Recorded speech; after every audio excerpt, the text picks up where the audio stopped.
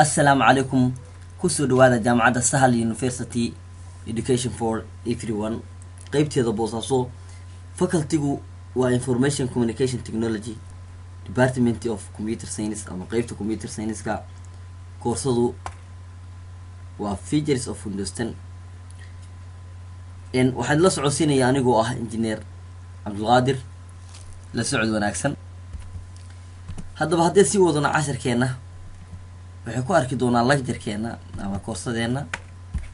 inta ku sii dhex jirno ama sii dhex tibaaxeeno features of Windows 10 qayb kamid ah waliba 20 feature oo kamid ah Windows 10 ka featureskiisa marka part 1 ama qaybta koowaad waxay ku arki doonaa number 1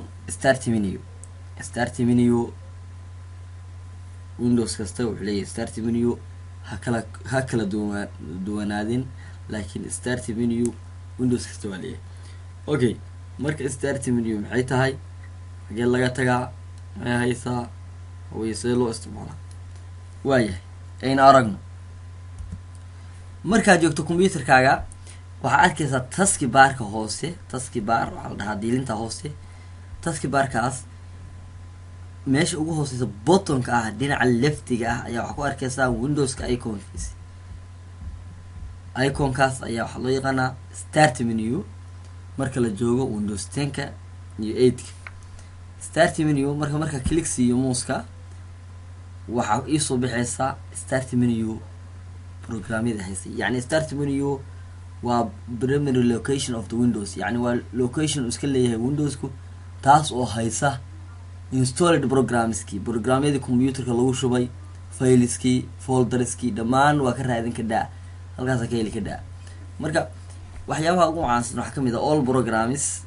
bay haysaa programmyadii oo dhan bay haysaa saad aragto programmyadii oo dhan bay haysaa oo kuwii lagu shubay iyo kuwii lagu keenaba sidoo kale waxa haysaa waxa haysaa maviski waxa haysaa weatherski storage-ki bay haysaa escape-ki phoneski twitterki Microsoft Edge calendar-ki mail-ki waxyaabo badan oo programmyadii computerka ah ama lagu shubo ama badan lagu keeno bay haysaa marka start menu yani dadku markii Windows 10 la joogo waxay doonayaan start menu waxa weeye sawirro ay soo baxay marka sawirrada ama screenshot-yada ku soo qabanaya ee ku soo qabanayso marka start menu click siiso iyaga ruuxoodu yani ka doorato calendar-ka doorato calendar-ku soo baxay laakiin dadku sawirro u haystaan waayahay haddaba all programs baatay ka dhaa programka aad rabto wixii aad rabto halkaas ma taqaanaa ka dooran ka dhaa waa garan all programs baatay ka dhaa tusaale ahaan halka waxa ku aragtaa Microsoft Office-ki 13-ki Word-ki Excel-ki PowerPoint-ki wuxuu dhan ba ku jira news-ki baa aragtaa waayahay waxaa kaloo aragtaa Windows accessory ama Windows access waxa waayahay Windows PowerShell-ki Windows System-ki okay accessory hadda ku dhufto Windows accessory waxaad arkaysaa dhamaan waxyaabihii computerka lagu keenay oo programmyadii la isticmaalaya Word-ki lagu keenay media player-ki recorder-ki remote-ki paint-ki notepad-ki math-ki waxyaabo badan internet explorer-ki jaarjarki software marka start menu yani waxa la dhihi karaa waa half kamida computerka yani waxay haysaa xog badan bay haysaa marka isticmaalayso hadii aad garanayso qaabka loo isticmaalo wax badan oo computerka ugoodiisa uga baahnay baa ka kaaftoomaysa start menu waayahay hadda waxayna ku xigaa start menu number 2 waxayna ku xigaa Windows setting yani waa wax kasta ama device kasta setting bay leeyihiin mobilkaaga tusaale ahaan markii aad isticmaalayso setting buu leeyahay haddaba computerku setting buu isna leeyahay oo settingskii iyo applicationadiisii waxiisii oo dhan ay ku jiraan okay marka haddii aan ituso itaabsiiyey ila soco markaad joogto desktopkaaga waxaad tegaysaa isla meeshii hadeer start menu baad tegaysaa iconka markaa ku dhufato halkaas waxaa ku arkaysaa setting calaamadii settingka ku sawiran tahay setting markaa ku dhufato waxaa arkaysaa system devices network internet personalization accounts time and languages is track of access privacy update and security mid kasta categoriyada waxaa kusii dhex jira application badan okay hadda tusaale ahaan system waxaa ku dhex jira displaygii notificationkii appskii powerkii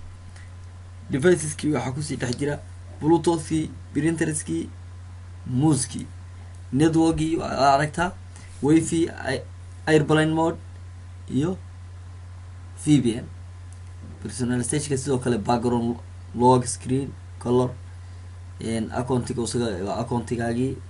iyo userkaaga waxyaalahaas weeye time and languageka speedkii region and rate ease of accesska narrator magnifier high contrast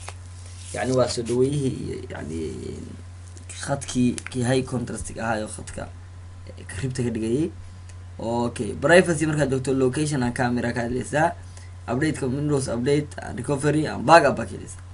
marka markaa ku dhufato haddaa kugu celiyo meeshii ka nimi yani markaad joogto computerkaaga start menudaas ku dhufanee kadibna setting baa dhehaysaa halkaas ka helaysaa tusaalehaan hadday kan furno hadeer waxaa ka dhex helaysaa wixii akhriyin oo dhan iyo inka badan batterigii powerkii storagekii mapkii default apps waxyaaba badan baa ka helaysaa okay haddaba ee usii gudubno qodobka ku xiga wuxuu noqon doonaa number 3 waa control panel haddaba control panel muxuu yahay control panelka waxa uu hayaa component of Microsoft Windows componentiyadii Windowska ayaa ku jira wuxuuna leeyahay ama awood u leeyahay in uu bedbedelo waxa ka bedesho waxa mataqaanaa ku dadho waxa ka xidho yani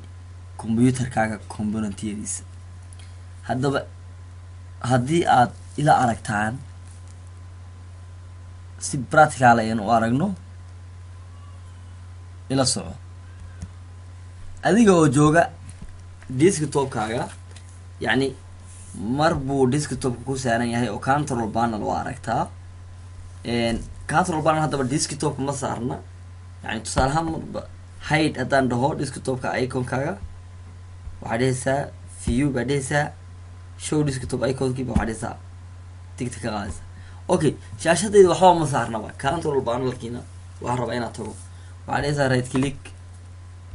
si aad u keensato shaashadaada hadda ina soo celi si aad u keensato right click deh personalize deh meel cidlaa tag right click personalize okay demis baa dhehaysaa kadib halkaa waxaa ku arkaysaa desktop icon you need activate Windows before you can personalize your device yani Windowskaygu macnaha waa Windows ugu talagalay inta 10 ah oo karaaga ayaa ku shubtay 10 ah si aad practical ugu sameeyno marka wuxuu leeyahay Windowska waa activate u baahan yahay intaana personalize sameyn marka active garay okay marka waxaad dhehaysaa desktop icon baa tegaysaa kadib waa kasoo dooranaysaa okay baa dhehaysaa waayahay haddaba control panel haddii furno waxaa kaloo tegi kadhaa halkan adigoo sirjida ku qoraya control panel control adaa ku qordhabis ugu soo qabanaya waa kan korba kugu soo qabtay control markaad panel tagtay waxaa arkaysaa dhammaan componentigiis uu lahaa Windows administrative toolkii haddii wax laga bedelayo haddii wax laga tirtirayo haddii mataqaanaa wax laga xirxirayo dhammaan halkaa firewalladii soundgii recoverygii personalizationkii dhammaan component of the Windowskii ayaa program featureskii ayaa dhammaan halkaa ku dhan marka wax kasta oo aad halkaa ka qabato computerka uga baahan tahay halkaas ka qaban kadhaa okay haddaba haddii u tagno qodobka ku xiga u gudubno